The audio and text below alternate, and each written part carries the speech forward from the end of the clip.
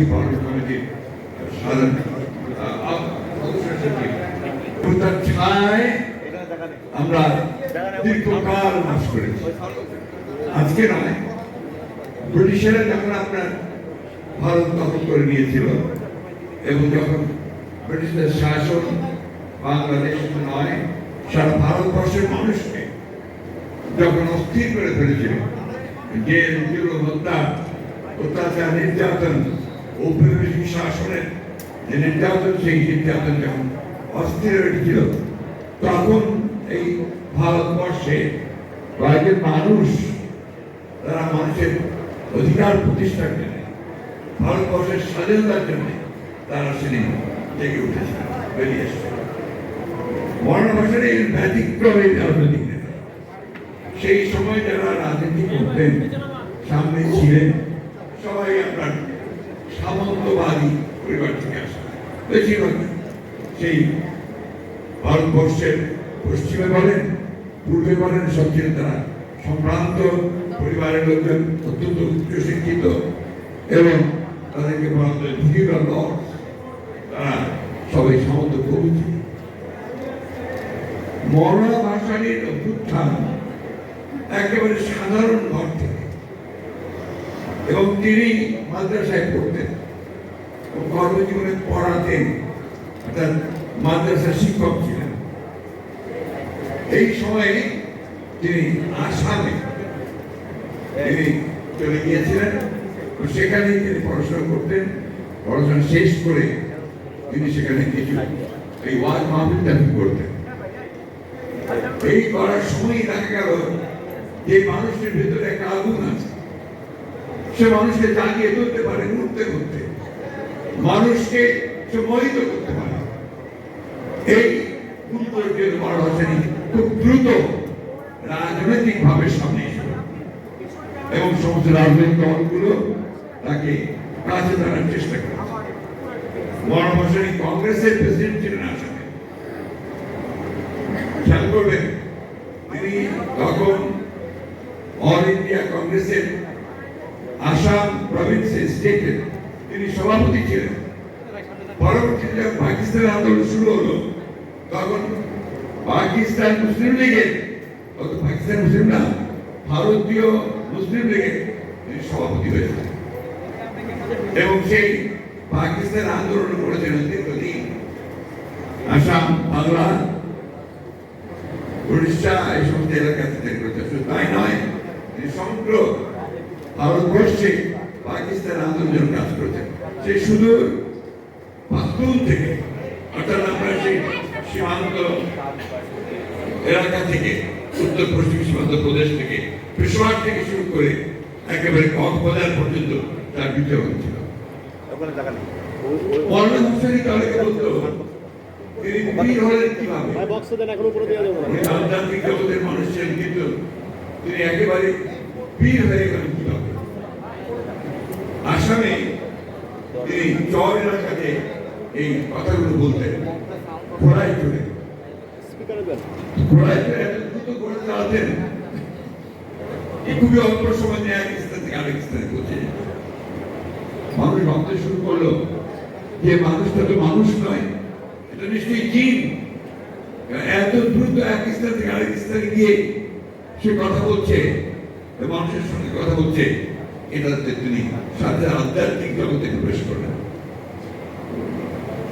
আমার ছোট্ট ঘটনা পরে থেকে ওই পরের দিককার ঘটনা, এটা স্বাধীন বাংলাদেশের কথা। 73 কি 74 সালে আপনার নর্থ বেঙ্গলে, আমাদের নর্থ বেঙ্গলে প্রচন্ড বন্যা হয়েছিল। পঞ্চগড়, ঠাকুরগাঁ সব ডুবে গিয়েছিল। ওই ভারতবর্ষের থেকে পানি এসে রাস্তাটা ডুবে গিয়েছিল। সেই সময় মৌলানা গেলেন সেই বন্যা প্রদ্রুত এলাকা দর্শন দেখার জন্য। এমন যে গাড়ি ঘোড়াতে যায় না, গরুর গাড়িতে যাচ্ছেন। গরুর গাড়িতে যাচ্ছেন, সঙ্গে তার অনুসারী আছে, আমরা আছি পিছন দিকে, হাঁটছি, মানুষ হাঁটছে। কিছুক্ষণ পর দেখা গেল যে গ্রামের মধ্যে আসলেই লোকজন, বেশি মহিলারা দৌড়ে ধরে আসছে, হাতে শিশি। ওই শিশি নিয়ে, শিশির মধ্যে হয় পানি, নাহলে তেল। এসে সবাইকে দাঁড়াচ্ছে, করার প্রচুর গিয়ে হুজুর বলতে হুজুর আর কোনদিকে তাকাচ্ছে না, তুমি ওই শিশিতে ফু দিয়ে দিচ্ছে। এরকম অসংখ্য হাজার হাজার সারা রাস্তা জুড়ে মহিলা আসলো, ফু নিয়ে চলে গেল। রাতে যখন আমরা খেতে বসেছি একজন কৃষকের বাসায়, তখন আমি তাকে জিজ্ঞেস করলাম যে হুজুর আপনি যে ফু দিলেন এটা কেন? এইটা তোমাদের কমিউনিস্টদের দোষ, তোমরা তো বোঝো না এই লোকগুলো আমার কাছে কেন এসেছে। তাদের একটা বিশ্বাস যে আমি আল্লাহর নাম দিয়ে যে ফু দেবো সেটাতে তার কাজ হবে। হয়তো দরিদ্র সে ডাক্তারের কাছে যেতে পারে না, এই ফু দিয়ে সে তার বাচ্চার চিকিৎসা করে, ওই পানি খাওয়ায়, ওই তেল দিয়ে। এই যে বিষয়টাকে খেয়াল করে খুব ইম্পর্টেন্ট। অর্থাৎ তখনই তিনি এটা বুঝেছিলেন যে এই দেশে এই মানুষগুলোর মধ্যে ধর্মবোধকে বাদ দিয়ে কোনো কাজ করা ঠিক হবে না। আরেকটি বিষয় অত্যন্ত জরুরি, সেটা হচ্ছে যদি কমিউনিস্ট, আমরা তো বাম রাজনীতিতে কানাডার লোক সবাই, আমরা সবসময় আপনার সমাজতন্ত্রের কথা বলতাম, বিপ্লবের কথা বলতাম, এবং ধর্মকে আমরা হিসেবে মনে করতাম যে এটা খুব জরুরি বিষয় নয়। তোমাদের কমিউনিস্টদেরই দোষ, তোমরা ভুলেও না বাংলাদেশের মানুষ ধর্মকে বাদ দিয়ে কোনো কাজ করে না। যেটা সত্য বাস্তব। এই কারণে তিনি পরে ধর্ম কর্ম সমাজতন্ত্র, মানে জানেন ধর্ম কর্ম এবং সমাজতন্ত্র, এই যে বিষয়গুলো, এই বিষয়গুলো আজকে রাজনীতির সঙ্গে একে কিন্তু আমরা মিলিয়ে নিতাম। যাই হোক, সে কথার পরে পরে তোমার না পাকিস্তান আন্দোলন করেছেন, পাকিস্তান হয়েছে, কখনো তিনি চিফ মিনিস্টার বা গভর্নর এগুলোর পদ নেন। পাকিস্তান হওয়ার পরে যখন আপনার আইয়ুব খান নয়, যখন আপনার কায়দা জয়ের পরে পরেই আপনার পাকিস্তান শাসক গোষ্ঠী তারা তৎকালীন পুরো পাকিস্তানের উপরে সেই বৈষম্যমূলক আচরণ করতে শুরু করলো। এখন আমরা বৈষম্য শুনছেন আপনারা, তখনই আমরা বৈষম্য শুনেছি যে পাকিস্তান পূর্ব পাকিস্তানের মানুষের উপর বৈষম্য চাপিয়ে দিচ্ছে, তাদেরকে চাকরি দেওয়া হয় না ঠিক মতো, তাদের পড়াতে দেওয়া হয় না, উন্নতি হয় না, এগুলোর বিরুদ্ধে আন্দোলন শুরু হবে। 52 সালের ভাষা আন্দোলনের পরে সমস্ত রাজনৈতিক দলগুলো মিলে এখানে আপনার কম্বাইন্ড অপোজিশন একটি যুক্ত ফ্রন্ট তৈরি করে।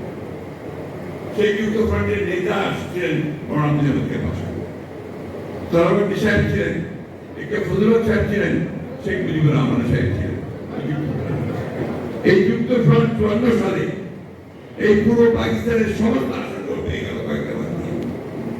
আর দেখেন, রাজনীতি যদি ভুল হয়, যে পাকিস্তানের জন্য এই দেশের মানুষের লড়াই করেছে 46-এ, যে পাকিস্তান মুসলিম লীগ ছিল অসীমবাদী অবিসম্বাদী একটা রাজনৈতিক দল, সে রাজনৈতিক দলের ফলাফলই হলো ভুল রাজনীতি করার কারণে এই বাংলাদেশ, পূর্ব পাকিস্তান।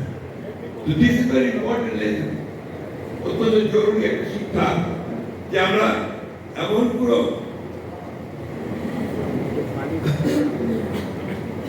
আমি আসলে পুরো হয়ে যাচ্ছি।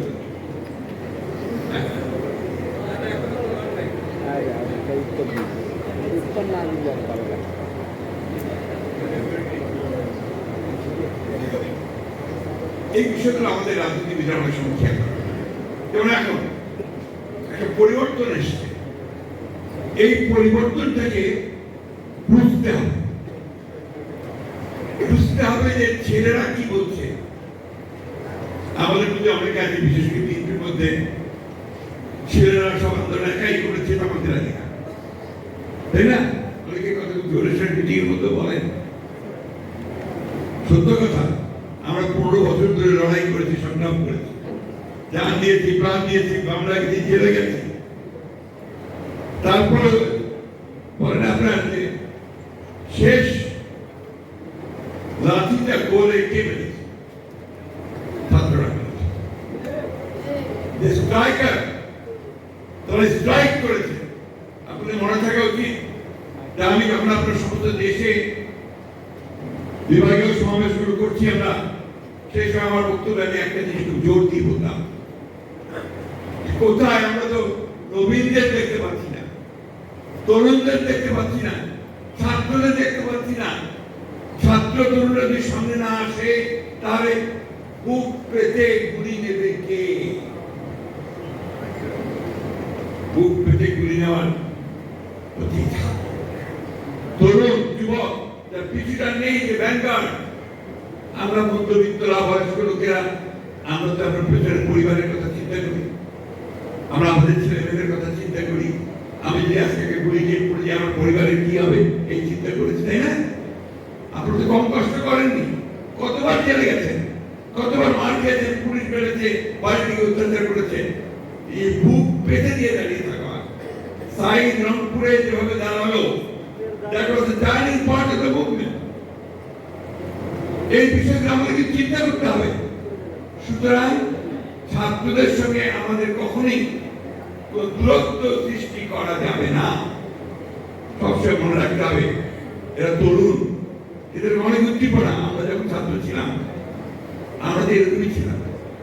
আমরা ভেবেছি সমাজতন্ত্র করবো, বিপ্লব করবো, সবকিছু নিয়ে নিব, নতুন সমাজ সৃষ্টি করবো, করেছি। এখনো চিন্তা করি এটাই করবো। আমার তো সেই শক্তি নেই, তার সেই শক্তি আছে, সে পারে মুখ পেতে দাঁড়াতে। এই জন্যই এই জিনিসটা আমাদেরকে ধারণ চিন্তা করতে হবে। ছাত্র অনেক কথা বলছে, বলবে, তার সে বড় অধিকার আছে। আমরা বয়স হয়ে গেছে, আমরা আমার একটু হিসাব করি কোনটা করা যাবে, কোনটা করা যাবে না, কোনটা এখন করা ঠিক হবে, কোনটা এখন করা ঠিক হবে, তাই না? সেই কারণে আমরা বলছি যে দ্রুত নির্বাচন হওয়াটাই এই দেশের জন্য, জাতির জন্য মঙ্গল। কেন বলছি? আমাদের অভিজ্ঞতা থেকে এই ধরনের সরকার যতদিন বেশি থাকে তত সমস্যা তৈরি হবে। কেন? এর তো ম্যান্ডেট নাই, এ তো নির্বাচিত সরকার নয়, এর পেছনে শক্তিটা কোথায়?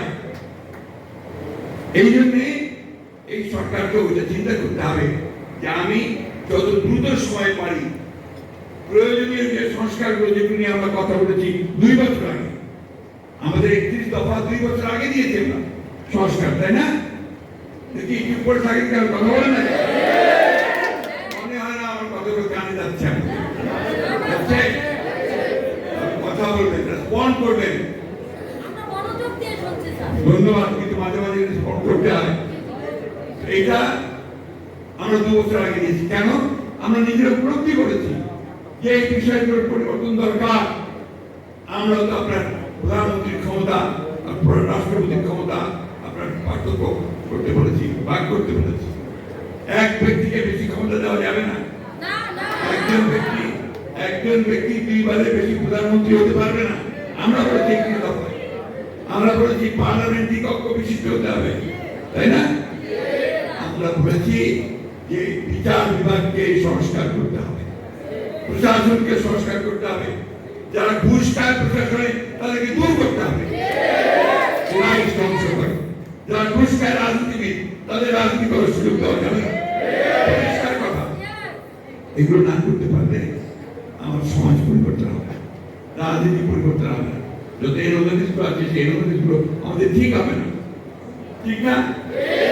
আপনার গত কাল পরশু আমাদের ভারতের চেয়ারম্যান তারেক রহমান সাহেব যে সমস্ত বক্তব্য দিয়েছেন, আজকে পত্রিকা দেখবেন অনেক পত্রিকা এডিটোরিয়াল লিখছে, ডেইলি স্টারের মতো পত্রিকা এডিটোরিয়াল দিয়েছে যে বিএনপি যে কথা বলছে এখন সেই সব কথাগুলি সঠিক কথা। চেয়ারম্যান তারেক রহমান সাহেব যে কথাগুলো বলছেন এটা এখন মানুষ গ্রহণ করছে। কারণ আমাদের কি বললাম আপনাকে, আমাদের বয়স হয়েছে, আমাদের মাথার মধ্যে আমরা চিন্তা করি। এই জন্য মাসুদুম একটা কথা বলেছিলেন, খুব দামি কথা। তিনি বলেছেন put the old head on the young shoulder. যুবকের কাঁধে মস্তিষ্ক, বয়স্কদের মস্তিষ্কটাকে বসিয়ে নাও, তাহলে কি হবে? তোর অভিজ্ঞতা, তোর সাহস, তোর যোদ্ধা সব এগিয়ে, তাই না? এই কথাটা বুঝতে হবে আমাদের সময়, ওই ছাত্রদেরও বুঝতে হবে, আমাদেরও বুঝতে হবে। এখন তো ছাত্রদের, তরুণ যুবক, ওরা তো চাইলেই সব কিছু পাল্টে দিতে, কতটুকু আমরা পারবো, কতটুকু পারবো না সেসব আমরা এই জন্য আমরা বলেছি যে আমরা অবশ্যই সংস্কার চাই, আমরা আগে বলেছি এটা আপনাকে যৌক্তিক সময়ের মধ্যে করতে হবে। এমন সময় যেন না নেয় যে সময় নিতে গেলে জনগণের মধ্যে ভ্রান্ত ধারণা সৃষ্টি হবে যে আপনি ক্ষমতায় থেকে যেতে চাইছেন। সেই সমস্ত অভিজ্ঞতা আমাদের আছে। ওই ফখরুদ্দিন মনোদিনের সরকার তারা আপনার এসে এখানে আবার কিংস পার্টি করার চেষ্টা করছিল, মনে আছে আমাদের? ক্ষমতায় থেকে দল করবে, মানুষ তো সেটা নেয়নি, নিয়েছে কি? তাড়াতাড়ি ইলেকশন দিয়ে পালিয়ে যেতে হবে, তাই না? হাসিনাকে পালাতে দিয়েছে। হাসিনা পালিয়ে গেছে কেন? হাসিনা পালিয়ে গেছে সে চিন্তা করতে ভুল করেছে। আমরা বারবার বলেছি দেয়ালে লিখার পরে মানুষের চোখের ভাষা বোঝেন। মানুষ এখন আপনাদের আর চায় না, আপনারা দেশটাকে ধ্বংস করেছেন, আমাদের কথা তারা শোনে না, শুনে উল্টো নির্বাচনের ব্যবস্থা ধ্বংস করেছে, ছাত্রদের গুলি করে হত্যা করেছে এবং শেষ পর্যন্ত পালিয়ে গেছে। আমাদের ছেলেমেয়েরা, আমার মেয়েও বলে পালাইছে বলে পড়াইছে, হাসিনা পড়াইছে, তাই না? এখন ওই জিনিসটা আমি আবারও রিপিট করতে চাই যে আমরা এমন কাজ যেন না করি, কেউই না, যে কাজ আমাদের দেশকে আবার অনিশ্চয়তার দিকে, অস্থিরতার দিকে নিয়ে যাবে। আমি সংক্ষিপ্ত করে নিয়ে আসছি। মৌলানা ভাসানী আমাদের দেশে পথ বারবার দেখিয়েছে। মৌলানা ভাসানী হলেন, তাকে কি বলেন, প্রফেট অফ ভায়োলেন্স। টাইমস পত্রিকাতে যখন আপনার আন্দোলন চলছে, প্রচন্ড আন্দোলন, সেই সময় টাইমগুলি আপনার ছবিতে, প্রচ্ছদ ছবিতে মৌলানা ভাসানী হাত তোলার ছবি বেরোলো, তার নিজে প্রফেট অফ ভায়োলেন্স। মৌলানা ভাসানী রহমানের লোকেরা তো অনেক কিছু দাবি করে, তাই না? মৌলানা ভাসানী প্রথম এই পল্টন মধ্যে দাঁড়িয়ে, যেখানে গাজী ভাইরা বসে আছে, আমাদের নানু ভাইরা বসে আছে, মাহমুদারা সব ছিল, তারা প্রথম সেদিন আপনার বাংলাদেশের স্বাধীনতা ঘোষণা করেছিল। ভুলে গেছেন? বলেন না তো কথা, করেন না কেন? বলবেন মৌলানা প্রথম আন্দোলন শুরু করেছিল আপনার খানের বিরুদ্ধে। একটা অটো রিক্সার একটা হরতাল ছিল, অটো রিক্সা আমাদের হরতাল, পাকিস্তান আমলের কথা বলছেন, মনে করেন তখন আপনার গভর্নর। তো এই হরতালের পল্টন ময়দানে মিটিং হচ্ছে, কেমন যায় না মৌলানা ভাসানী যে বক্তৃতা করবেন শুনে মানুষ বোঝায়। তখন কিন্তু ট্রাক দিয়ে মানুষ আনতে হতো না, বাস দিয়ে আনতে হতো না, টাকাও দিতে হতো না কাউকে, মানুষ সব চলে আসতো পল্টন ময়দানে। বেশি বাদাম খাতো, বাদাম কিনে বসে বসে বাদাম খেতে গল্প।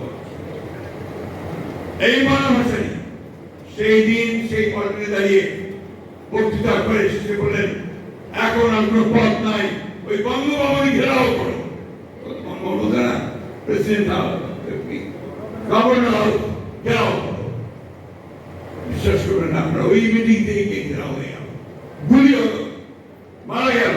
তারপর দিন হরতাল, তারপর দিন হরতাল, আবার সেই পল্টনে দাঁড়িয়ে মৌলানা ভাসানী ঘোষণা দেন, এখন সমস্ত থানা ঘেরাও, সারা বাংলাদেশ পাকিস্তানে। এইভাবে আন্দোলন চূড়ান্ত পর্যায়ে উঠল। সেই মৌলানা ভাসানী আরেকটি কথা, যখন আন্দোলন চূড়ান্ত পর্যায়ে এসেছে, তখন শেখ মুজিব কারাগারে জেলের মধ্যে পল্টন ময়দানে মিটিং হচ্ছে।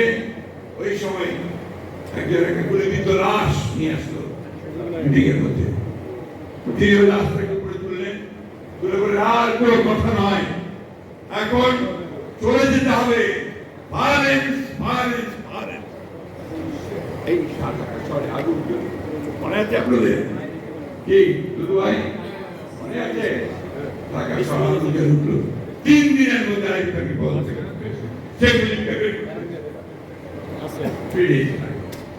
এইটা ছিলেন মহারানা। একদিকে যেমন তিনি আগুন দিয়ে জ্বালিয়ে উঠাতে পারতেন, তিনি আবার সাথে সাথে ঠান্ডা চলে তার জীবনযাত্রা শুনেছেন অনেকে। একেবারে বসতেন, একটা চৌকির উপরে থাকতেন, একটা ছাউনি ঘর, সেখানে তিনি বাস করতেন। আমার মনে আছে একটা কথা, যেটা আমরা শেষ করতে পারবো না। আমি তখন ঢাকা ইউনিভার্সিটির শেষ বর্ষের ছাত্র। পল্টনে গণভাষণে ডাক দিয়েছেন কৃষক সমাবেশ। তো ওই তখন আপনার কি করছে মার্শাল্লাহ, এই এখানে মার্শাল্লাহ সমাবেশ নিষিদ্ধ, কেউ সমাবেশ করতে পারবে না। উনি তো ডেকে দিয়েছেন কৃষক সমাবেশ, সারা দেশ থেকে লাঠি হাতে লাল টুপি পরে আমরা সব আসতে শুরু করেছি। লক্ষ লক্ষ মানুষ আপনার একটা সন্তোষ, সেই সাথে ইউনিভার্সিটির সমস্ত মাঠ বোঝাই টাকা বোঝাই হয়ে গেছে। যখন মিটিং পাকিস্তান থেকে এসছে আপনার ইফতেখার আহমেদ, মিয়া ইফতেখার, সাদ্দাম গাজারা, সমস্ত বিরাট বিরাট নেতা সংস্থা তারা এসছে ওখানে। তো ওই সময় আপনাকে গাড়ি ঢুকে বর্ণার ওই পর্ণকুটিরে গেল। তিনি ছিলেন তৎকালীন পাকিস্তানের এনএসআই প্রধান সফদর সাহেব। তিনি এসে ওনার সামনে ওই পার্টি বিচার থাকতো চোখের নিচে, ওই পার্টিতে তিনি বসলেন।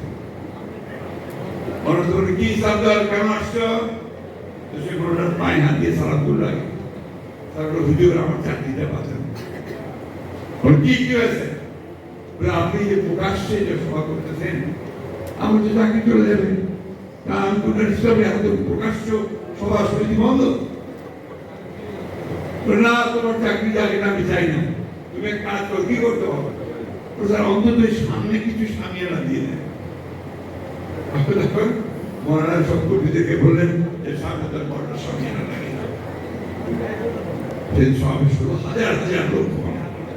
পাকিস্তানের নেতারা বললেন, বিশেষ করে সাদ্দাম গাজারা, আমরা এখন মনে আছে, ইনকিলাব আয়েগি, বিপ্লব আসবে, আগে ও আয়েগি তো মৌলানার সাথে আয়েগি।